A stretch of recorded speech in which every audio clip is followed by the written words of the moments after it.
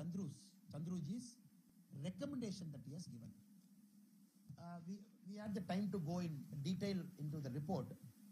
When we look into that report, we found so many of the suggestions, recommendations that Justice Chandruji has given, it either reflects his ideological stand or by virtue of implementing that recommendation, the caste propagation inside the school will only go high, will not come down. For example, Justice Chandru has recommended color community reclamation schools, color Seer Marbu schools and Adi Dravida schools should be brought under the general education department. It doesn't want the word called color, Adi Dravida, because only certain community people go to that school.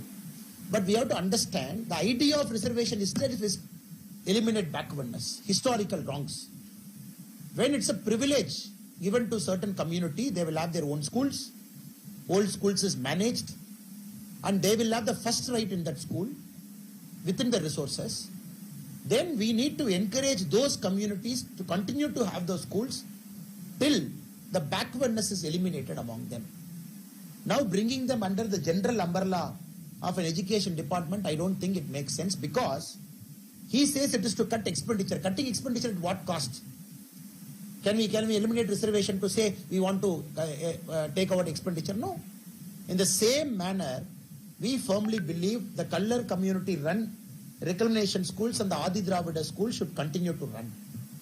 And second, he has mentioned, he has gone into very detail about how the headmaster of the school should be. He says the headmaster of a school should not be from the dominant community of that area.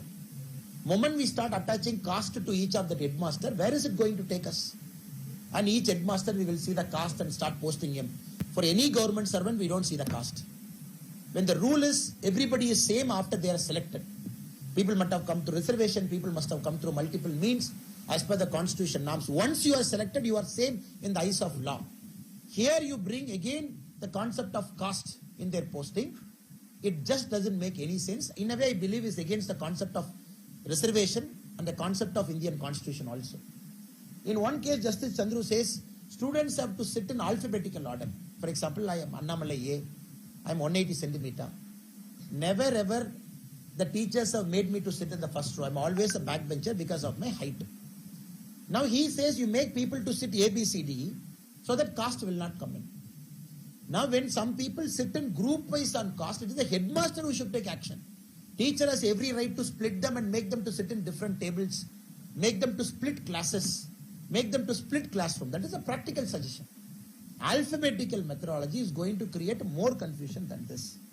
That students cannot wear sacred thread, vibhuti kunkuma, because he has said this sacred thread means this caste. For example, if you look at my hand, someday I will be wearing a green, today I am wearing a red. That is some days orange.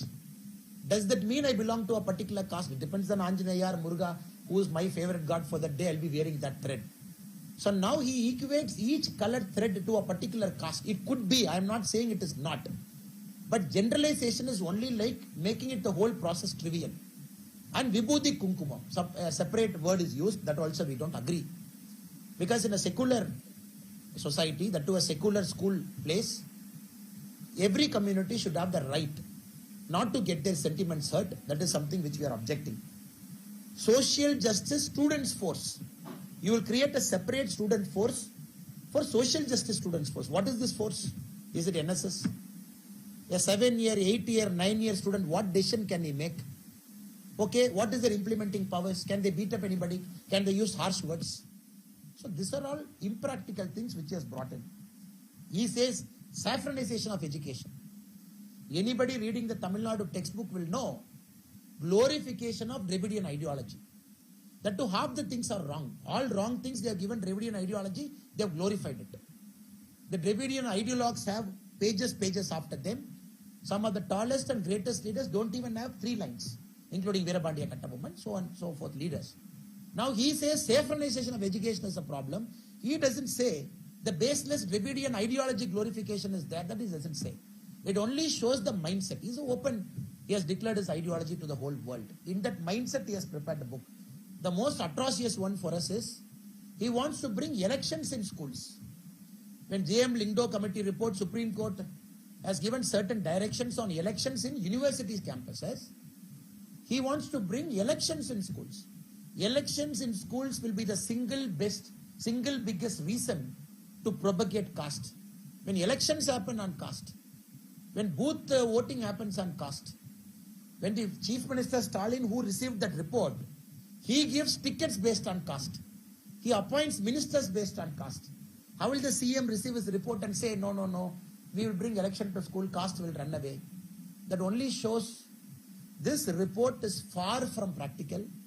It will only create a lot of confusion when implemented. I'm sure the Honorable CM of our state will look into all these angles and he will not implement this, or probably a task force with certain practical observations.